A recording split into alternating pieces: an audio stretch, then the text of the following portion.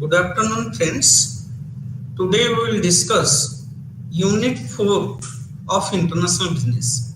It is related to international trade theories. Before understanding international trade theories, let me first tell you what are the objectives of our class today. First, after discussing this class, you will able to understand the analytical foundations of international trade. Then you can know how the nations decides their trade policy. You can understand different trade theories and what are their implications, and you can know the foreign direct investment approach to international trade. So what will be our structure of discussion today? First, I will give an introduction to international trade. Then we will discuss classification of international trade theories. Next, we will discuss different international trade theories. In this context, we will discuss Hexer-Ohlin theory, HO theory, FDI based theories. We will summarize our discussion. We will discuss some keywords and make some self-assessment questions and a reference for further reading. Let me first tell you why we will read international trade theories. The international trade theory tells us regarding the basis of international trade. What is basis of international trade? Basis of international trade simply means why there should be international trade. This gives a logic for international trade. And international trade theories also explain different gains from international trade. If there will be international trade, what will be the gain to different countries? The international trade theories can be classified into two important points. Some are classical theories. What are the classical theory? Mercantilist theory, Adam Smith's cost advantage theory, and Ricardo's comparative cost advantage theory. So mercantilism theory, absolute cost advantage theory, and comparative cost advantage theory are three important classical international trade theories. Next, we will discuss certain neoclassical or modern international theories. What are the modern international theory? Modern, in context of modern international theory, one is HO theory, Hexer and Ohlin theory, that is also known as factor endowment theory. Another is opportunity cost theory, PLC theory, or product life cycle theory. We will discuss all these theories one by one. First, we will discuss mercantilist theory or mercantilism theory. So, international trade theory tells us regarding the regions of international trade. It tells us why international trade occurs. It tells us what goods or services it to be traded internationally. It tells us the factor endowment of trade flows. What is factor endowment? We will discuss. That is factor abundance. Endowment means plenty, factor plentiness, factor richness. We will discuss the role of technology in international trade. We will discuss gains from international trade, and it gives the impact of government intervention or restriction on international trade. So we will discuss one by one different international trade theory. First classical trade theory is mercantilism theory. Now this mercantilism theory was relevant during 16th to 18th centuries. From 1600 to 1800, this theory was relevant worldwide. And the believers of these theories were France, England, Germany. This theory tells that in that period, 1600 to 1800, the medium of exchange, the mode in which international trade takes place was gold. And many countries think that a country is treated as a country must have adequate gold and silver reserves. During that period, the country which has adequate gold reserve has a world power. So most of the countries were trying to pile up gold and silver reserves. So gold, when you export something, there will be inflow of gold into your country. And where you import something, there will be outflow of gold from your country. So in order to increase the gold reserve, most of the countries were trying to increase their export and decrease their import. This is the basis of mercantilism theory. Mercantilism theory tells that a country will grow rich, it will be wealthier by increasing gold and silver reserves. So the country wants to increase its gold reserve by exports, by doing more and more exports and reducing the imports. So increasing export or encouraging export and discouraging import is the main motive of mercantilism theory. But this theory was criticized by an economist, Adam Smith, who is treated as the father of economics. He, in his book Wealth of the Nation, tells that wealth of a country is not represented by the gold reserve it has. Wealth of a country is the sum of enjoyments made by its citizens. The enjoyments made by its citizens will be represented through the gold or silver, not through gold or silver reserves, but through the amount of goods and services produced in a country. So it is wealth of a nation is represented through what we call gross domestic product or GDP. It's not the gold reserves. So after the collapse of gold exchange rate, the mercantilism theory lost its importance. So the next important theory in international trade was given by the person who criticized the mercantilism theory, that is Adam Smith. Adam Smith has given the next important theory of international trade. That theory is known as absolute cost advantage theory. So the next important theory is absolute cost advantage theory.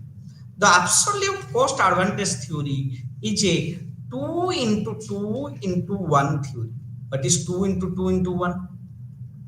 In order to explain the absolute cost advantage theory, Adam Smith has taken some assumptions. First, he explained the meaning of absolute cost advantage. all countries do not have absolute cost advantage in all products. A country will have absolute cost advantage in producing that product which it can produce cheaply than other countries. Let's take an example. Particularly, let's take an example, this pen. India can produce this pen for rupees 10 and USA can produce it for rupees 7. Let's take an example. So USA has absolute cost advantage in pen production because it can produce the pen at less cost, at cheap cost. So absolute cost advantage is based upon how cheaply a country can produce a particular commodity. The country which can produce the commodity at a cheap rate, it has absolute cost advantage in production of that commodity. And in order to explain this, Adam Smith has taken a 2 into 2 into 1 model. What is 2 into 2 in 1 model? These are different assumptions of absolute cost advantage theory. What are the assumptions? The first assumption, Adam Smith take that there are 2 countries in the world. 2 countries. In the entire world, there are only 2 countries. India, Japan, or USA, UK. Only 2 countries exist in the world. In order to simplify the theory and make it understandable, certain assumptions Adam Smith has taken. First, there are only 2 countries. And there are only 2 products. Let's say one product is pen, another is tape recorder. 2 countries, 2 products, and there is only 1 factor of production. We know that there are 4 factors of production: land, labor, capital, and organism. But in that period, 1600 to 1800, in those periods, land is not that much relevant. And industrial revolution has not taken place. Most of the works are done manually. So capital was not that relevant. The most important relevant factors of production during that period was labor. So Adam Smith has taken this assumption: there are 2 countries, there are 2 products, then there is 1 factor of production, that is labor, is the most relevant factor of production, and it is the only factor of production. This is the assumption of Adam Smith. Adam Smith has taken labor is the only and relevant factors of production, and the cost of production of labor or skill of labor is same in both the countries, because we have taken that there are 2 countries, 2 products, and 1 factors of production, that is labor, and the labor is perfectly mobile between countries. So Adam Smith has explained it with the help of one example. Let's take an example to explain the absolute cost advantage theory. Let's take an example. There are 2 countries. One is India, another is France. India is a country, France is a country. And there are 2 products. What are the products? Tractor and truck. There are tractor, there are truck. And what is the production per day in hours? What is the production? If in 1 day India can produce 10 tractors, France can produce only 5 tractors. In 1 day, India can produce 10 tractors, but in that particular 1 day, France can produce 5 tractors. 1 day means the labor, 1 day, 1 labor can produce 10 tractors, and here 5 tractors. Now please see, by engaging 1 day of labor, India can produce 10 tractors, where by engaging 1 day of labor, France can produce 5 tractors. Out of this, you can know that more number of tractors can be produced with 1 day of labor in India. Hence, India can produce tractor cheaply. So, India has absolute advantage in tractor production. Now, let's take an example, truck production. If India will produce truck in 1 day labor, India can produce 5 trucks. And with the help of 1 day labor, France can produce 10 trucks. We know more number of trucks can be produced with the help of 1 day labor in France in comparison to India. So France has absolute cost advantage in truck production. If India produce both, it can produce 10 tractors, 5 trucks. If France produce both, it can produce 5 tractors, 10 trucks. But we know that India has absolute advantage in tractor production, where France has absolute advantage in truck production. So Adam Smith tells that the basis of international trade should be the absolute cost advantage. A country should concentrate in production of those products in which it has absolute advantage. So India should concentrate only on which production? India should concentrate on tractor production.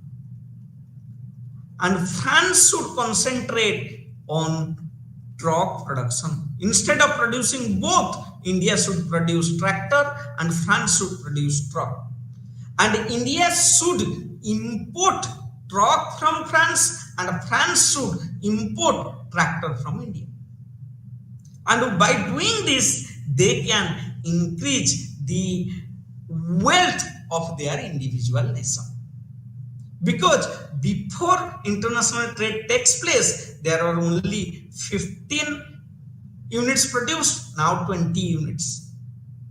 In France also there will be 20 units. There will be increase of 5 units due to international trade. So this is the concept of absolute cost advantage. Let's take an example, practical example. Suppose India can produce both oil and tea, but the cost of production of oil will be very high in comparison to cost of production of tea. Similarly, a Gulf country can produce both oil and tea, but the cost of production of oil in Gulf country will be less in comparison to tea production. Tea production cost will be high. So India should concentrate on tea production and Gulf countries should concentrate on oil production. This is a very simplistic example of absolute cost advantage theory.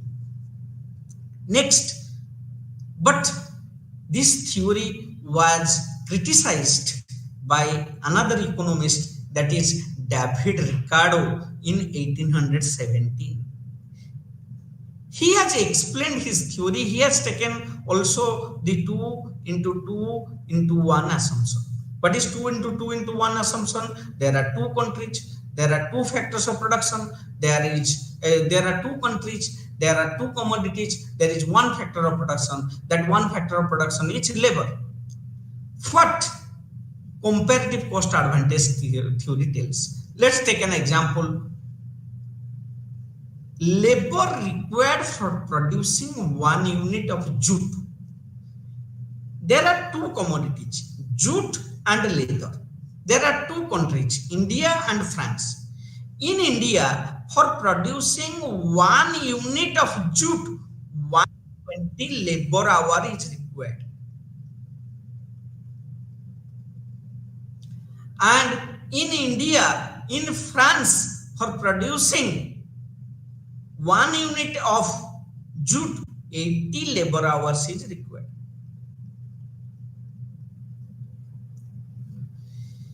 Similarly, in case of leather, for producing 1 unit of leather in India, 100 labor hours is required.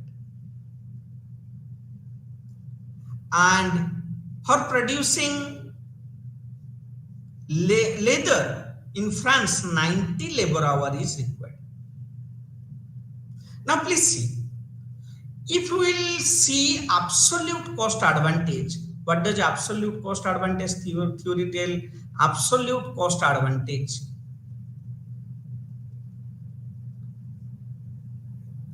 in jute production, can you tell which country has absolute cost of advantage? For producing 1 unit of jute in India, 120 labor hours is required. In France, 80 labor hours is required. So France can produce jute efficiently. So in jute production, France has absolute cost advantage. Similarly, in leather production,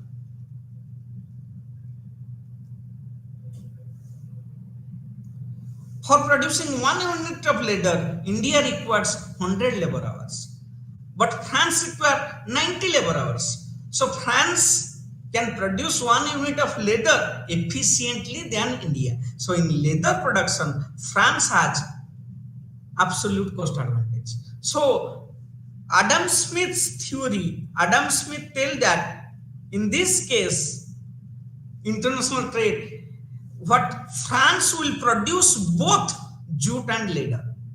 France should produce both jute and leather. Both jute and leather.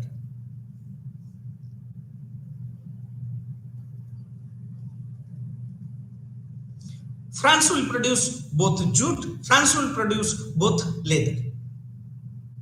But comparative cost advantage tells no, there will be international trade, but the basis of international trade will not be absolute cost advantage, but it will be a relative cost advantage or comparative cost advantage. So what is comparative cost advantage? Comparative cost advantage. While preparing comparative cost advantage, we will compare ourselves. India can produce jute, India can produce leather. France can produce jute, France can produce leather. But please see, absolute cost advantage theory tells that France will produce both jute and leather. But if France produce jute, it requires 80 labor hours. If France produce leather, it requires 90 labor hours. The labor force in France is limited. So it will not waste its labor force in producing inefficient commodities. It will produce those commodities which it can produce efficiently in comparison to other products. If you will compare jute versus leather, which one is better for production in France? Jute, France can produce jute or France can produce leather. But please see, France has comparative cost advantage in what production? In case of jute, it requires 80 labor hours. But in case of leather, it requires 90 labor hours. So France can produce jute betterly in comparison to leather production. So France has comparative cost advantage in jute production. So France will concentrate on jute production. Similarly, now India can produce both jute and leather. But India requires 120 labor hours for producing jute and India requires 100 labor hours for producing leather. If we compare jute and labor, which is better, jute versus leather in India for production? Please see, India requires less number of labor hours for producing leather. So India has comparative cost advantage in leather production. So in this case, Ricardo tells that India should concentrate on leather production and France should concentrate on jute production. So he criticized Adam Smith and he tells that the basis of international trade should not be absolute cost advantage, but it should be relative or comparative cost advantage. So second theory that is over, that is comparative cost advantage theory. Next theory is opportunity cost theory. Haberler's comparative cost advantage theory. Haberler has developed this comparative or opportunity cost theory. What is opportunity cost? Haberler's opportunity cost theory, the next theory. So he has given the opportunity cost theory. So it is a 2 into 2 into 2 theory. What is 2 into 2 into 2 theory? There are two countries, there are two products, there are two factors of production. In this case, he has considered two factors of production. What are the two factors of production? The two factors of production are two country plus two commodity plus two factor. What is two factor? One is labor, another is capital. They have considered there are two factors of production. The one is labor, another is capital. Now please see, what is opportunity cost? The entire Haberler's theory is based upon opportunity cost. What is opportunity cost? Suppose a country can produce A and B commodity. If it concentrates on production of 1 unit of additional A commodity, it has to forgo or sacrifice production of B commodity. Let's take an example. India is producing pen and tape recorder. If India will concentrate on pen productions, it has to sacrifice some unit of tape recorder production.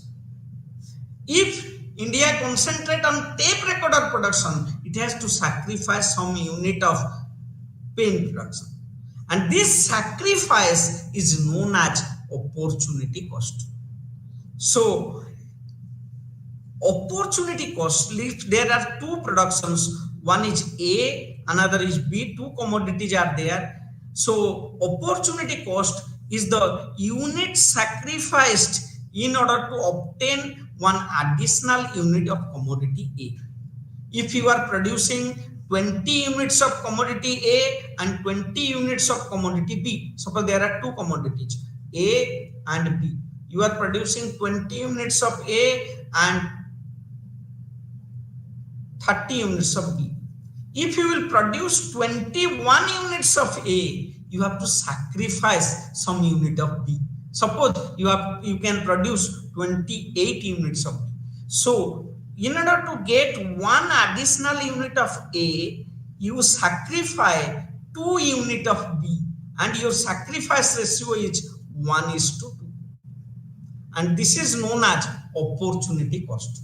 Opportunity cost of 1 unit of A is equal to 2 units of B. And this is known as opportunity cost principles. Haberler has certain assumption of opportunity cost theory. What are those assumptions? There are only two trading countries, we have already discussed, and there are two factors of production. One is labor, another is capital. Each country produces two goods. There is perfect competition in the market. There is full employment in both countries, and trade between countries were assumed to be free. There is free trade exists, and supply of goods is assumed to be unlimited. Haberler has used PPC to depict his theory. What is PPC? Production Possibility Curve. When you produce two commodities with the available resources. If you increase one production of one commodity, you have to sacrifice the production of other commodities. And the different combinations in which you can produce this commodity represents the PPC of the country. PPC means production possibility curve. The production possibility curve shows various alternative of combinations of two commodities that a country can produce more efficiently by utilizing both factors of production. What are the factors of production? And that is labor and capital. And the slope of this PPC is known as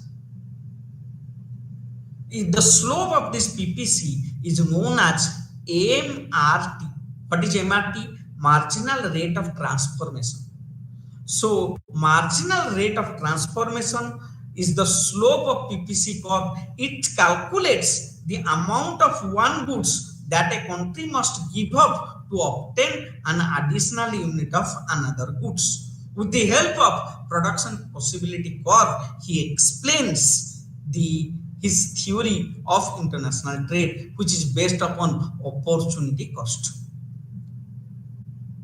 Okay. Next theory is Mill's theory of reciprocal demand. What is Mill's theory of reciprocal demand?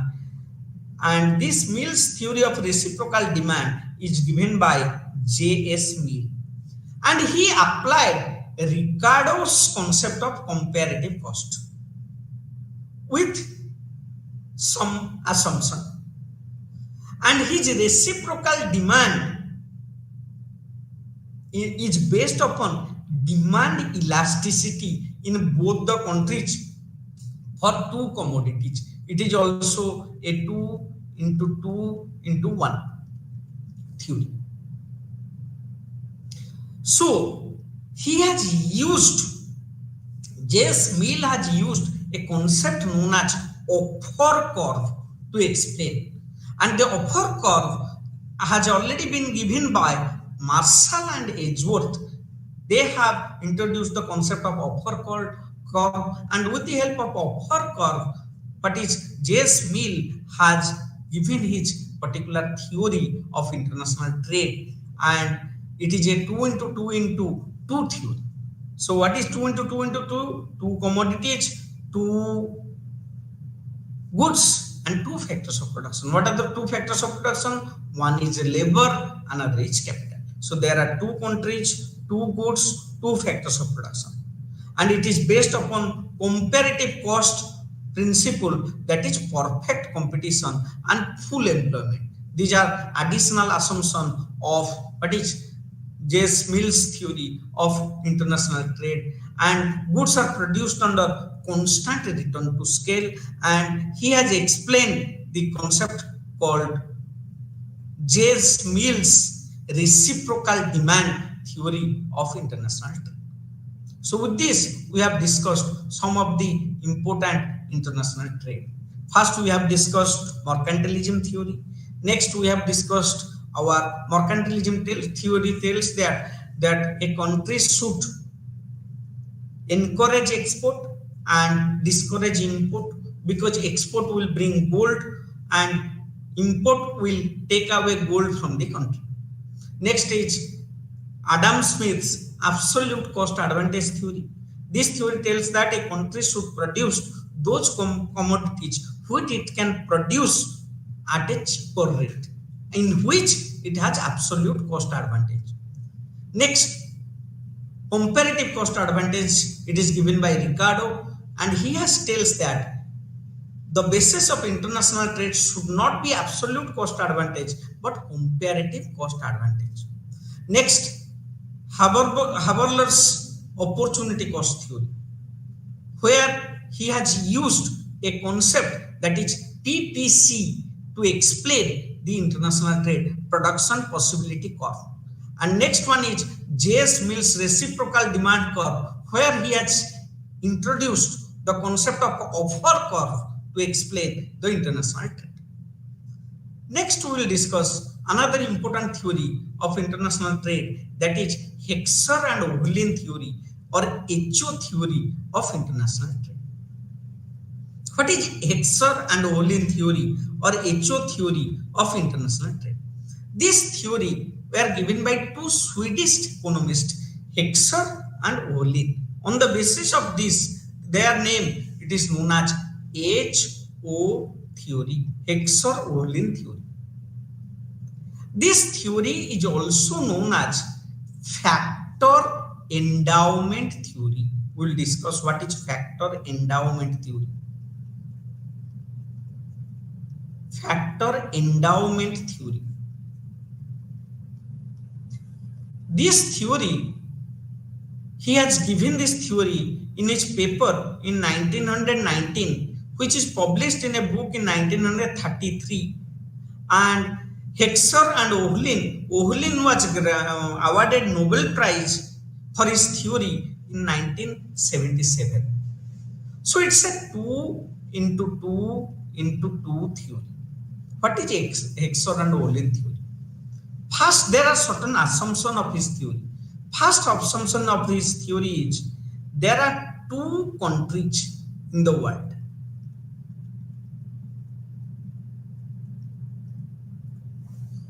First country is two countries in the world. One is capital rich country. One is labor rich country. What is capital rich country? Capital rich country is that country where capital is plentifully available. Capital means funds. The reward of capital is interest.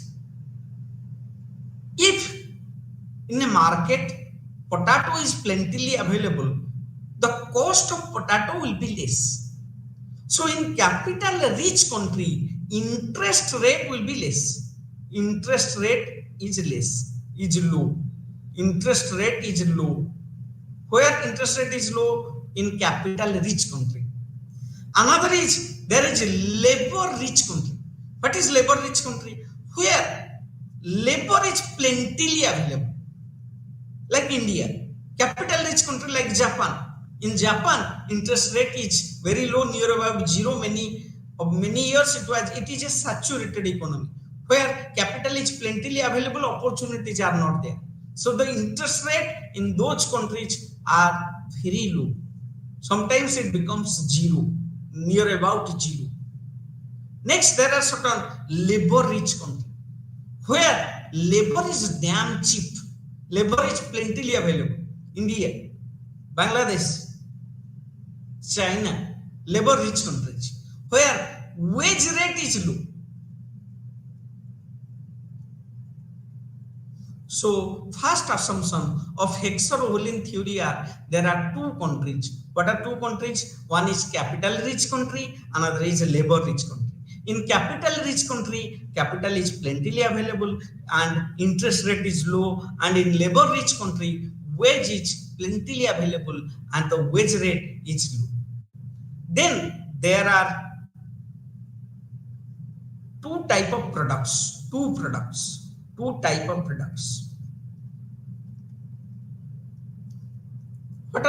of products? One is capital intensive product. What is capital intensive product?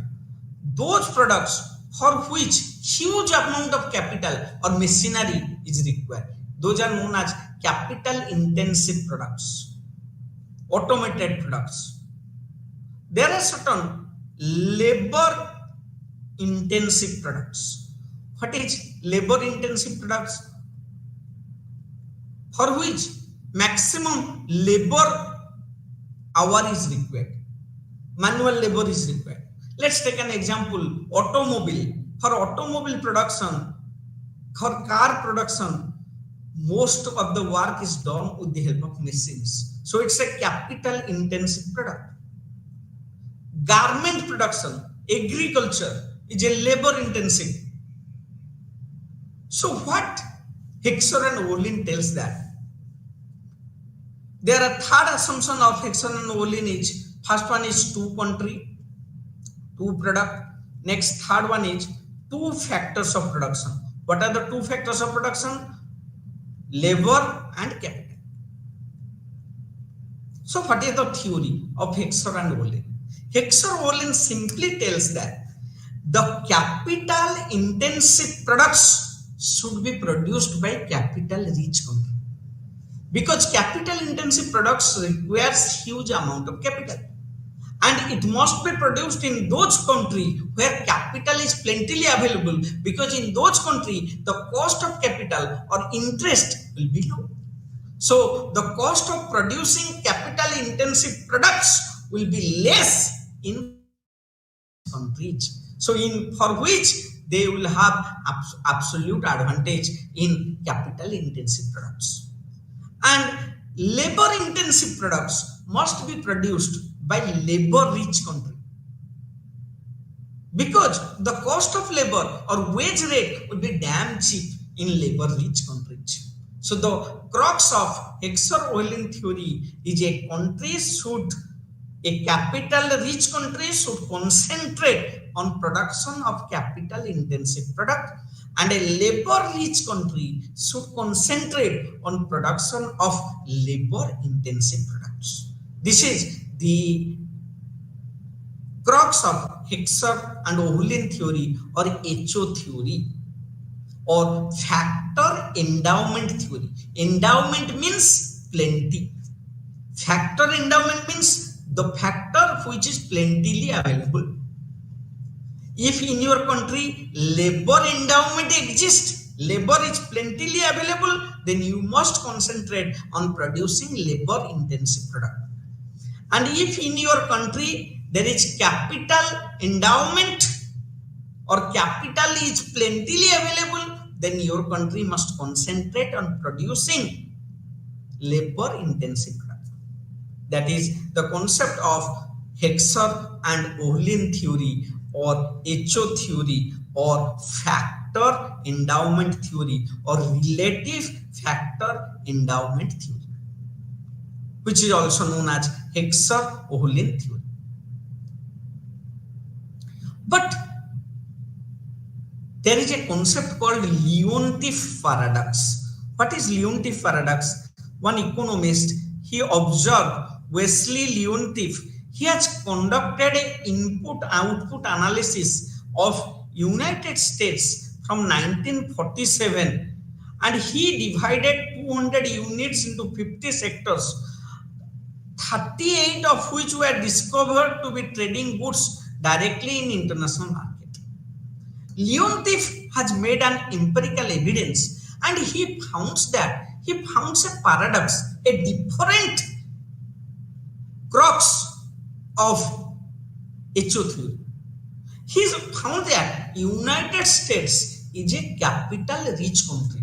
So United States must produce capital intensive products and export capital intensive product. And it must import labor intensive product, because labor is not plentifully available in the United States. But he found that the other way is happening practically or really. He found that USA is importing capital intensive goods and USA is exporting labor intensive goods, just the opposite of HO's theory's claim. And he found out the reasons. What are the reasons? He has found out there might be three important reasons why this paradox is happening. In his case, he has identified what are the reasons why the Leontief paradox, he has obtained the other way out. So he has found that during that period, United States were importing lot of natural resources. Import of natural resources is one reason of Leontief paradox. Leontief paradox might be, there can be different reasons. One is import of natural resources is one important reason. Second important reason is protective trade policy of USA. USA is giving protection to its own labor force. and USA has invested a lot in human capital of its country, so the labor becomes highly productive in comparison to other countries. Therefore, USA was exporting labor intensive products due to protective trade policies, due to import of natural resources, and due to investment in human resources. These are the implications of Leontief paradox. Next, we will discuss some FDI based theory. Now, please see, in case of international business, there are different entry modes. Entry modes. What is entry mode? How you can do international business? There are two popular entry modes. One is you can directly export. Another is for doing international business, one can go for licensing and franchising model. What is licensing and franchising model? In case of licensing and franchising, you give license or franchise to some foreign players to do business in your own name. That is licensing franchising model. Another is KFC is doing licensing franchising model. Pepsi, Coke, they are doing international business on licensing franchising model.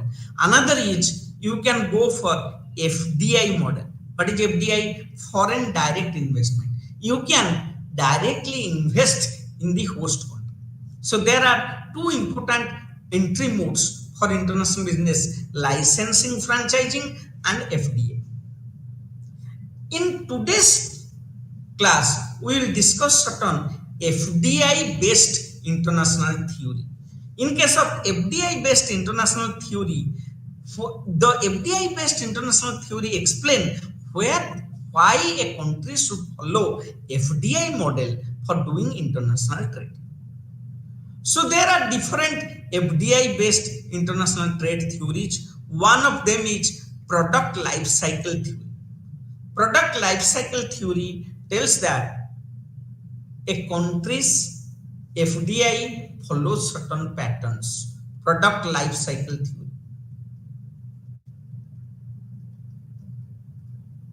When a new product is introduced in the market, it is first developed in a developed country. In the first stage, the product is produced in a developed country. Then it is exported to nearby country. Nearby country, it is exported.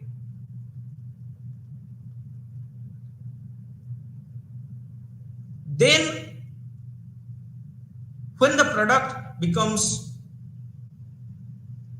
generic, then it starts its production produced in low cost country.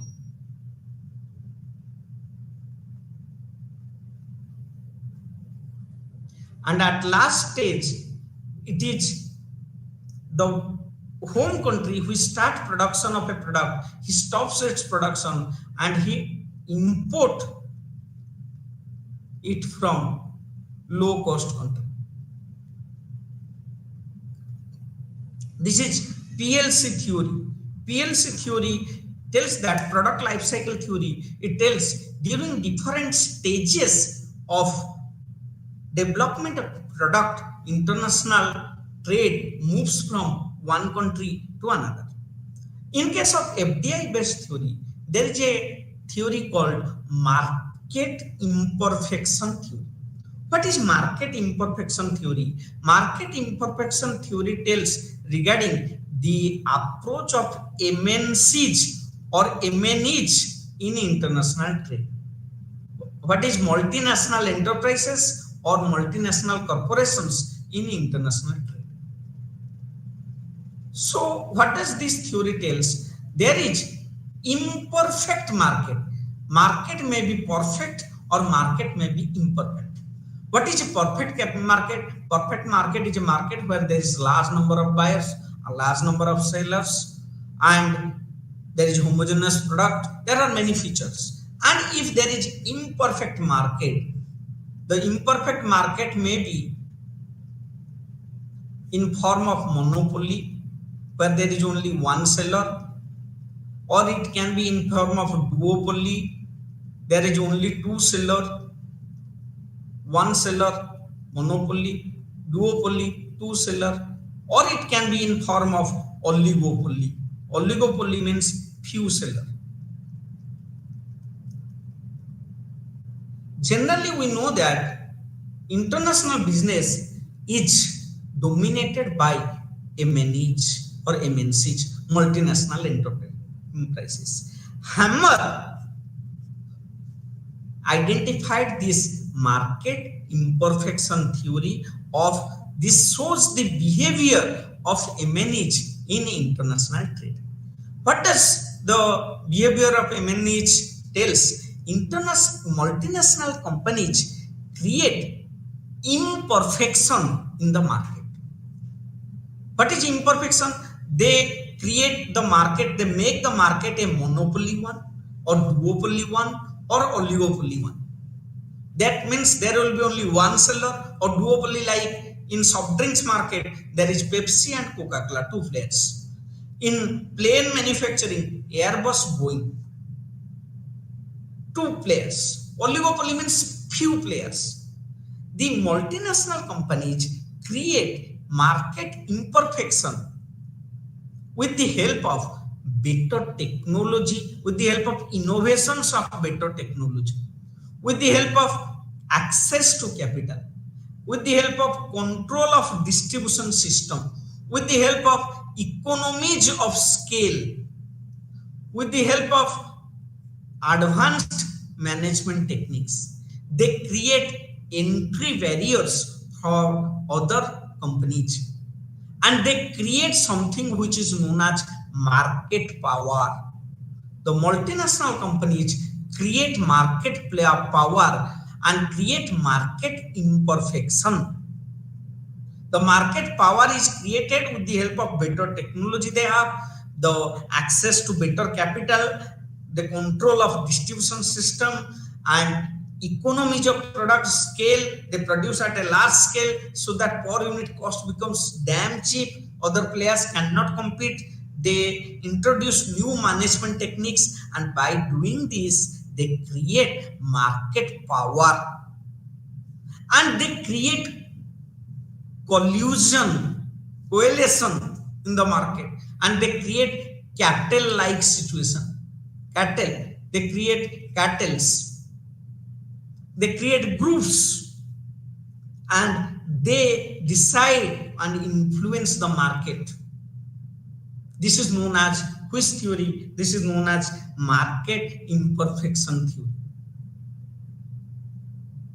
Let's take an example of soft drinks market.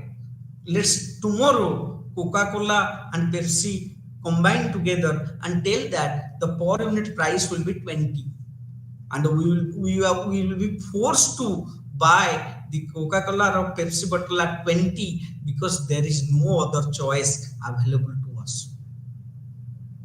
They have created a duopoly like situation in soft drinks market. Then another important FDI theory is eclectic paradigm theory. This eclectic paradigm theory was proposed by John H. Dunning during the year 1979. Eclectic paradigm is also known as OLI model of FDI. OLI matlab ownership, location, I means internationalization. So this theory tells that the FDI happens due to ownership advantage, or locational advantage, or internationalization advantage. What is ownership advantage? A firm, MNCs enter into FDI form of doing business, foreign direct enterprise form of doing business, if it has some ownership advantage, and it do not want to share the ownership advantage. The ownership advantage may be due to a brand name which it has created. It may be due to some copyright. It may be due to some patent rights. It has some patents. It has some trademarks. It has some unique technology which it do not want to disclose to others.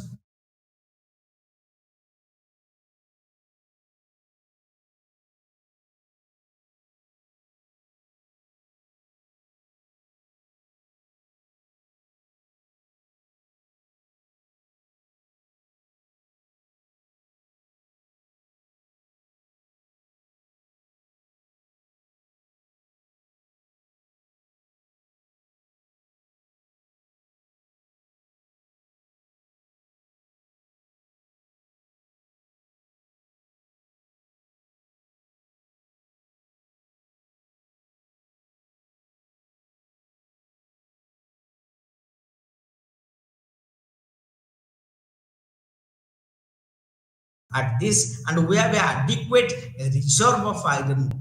In order to get that iron ore, they want to set up their plant here and do the international business with the help of FDI route.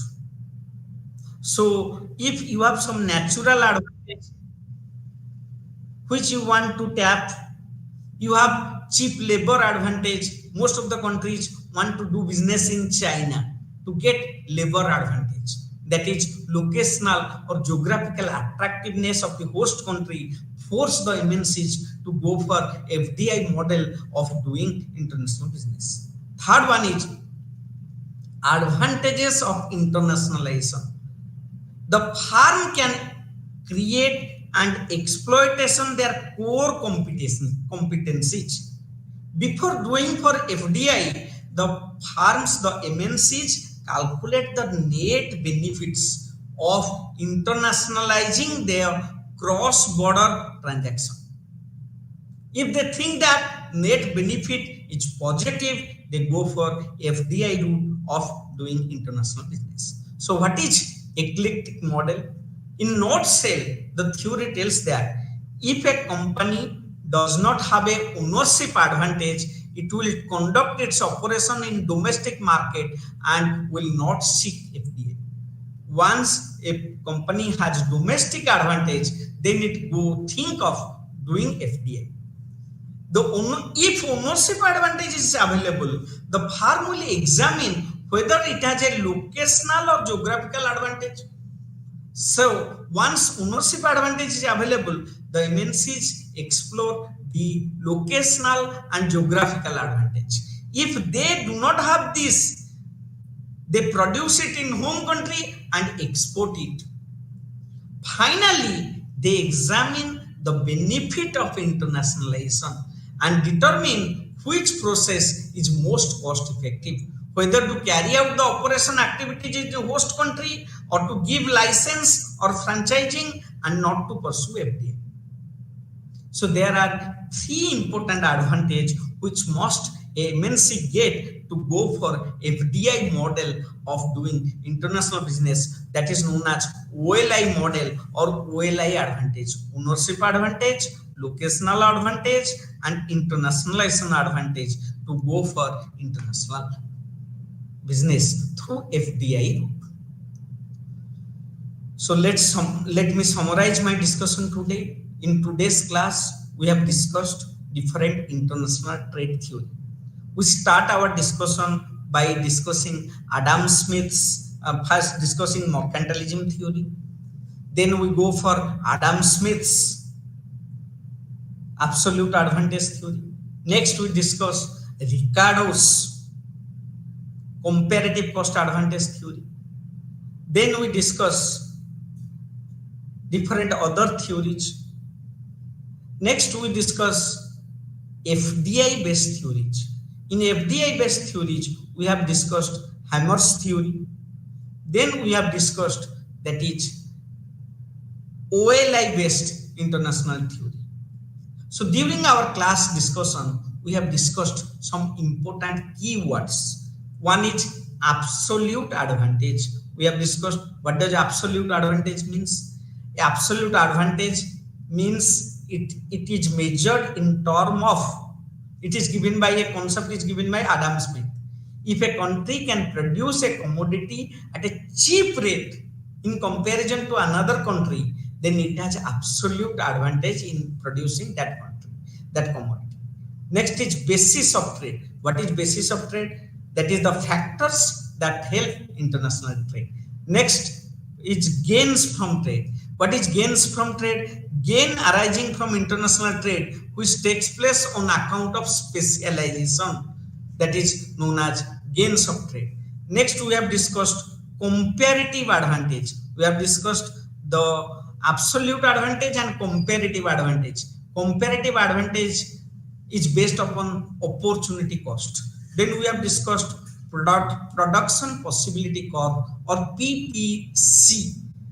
It is a curve which shows different combination of producing two commodities. Next we have discussed HO theory or Hexer-Ohlin theory or relative factor endowment theory, where factor endowment or factor abundancy tells the basis of international trade.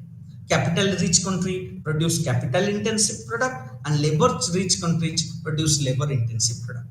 So what are the self-assessment question?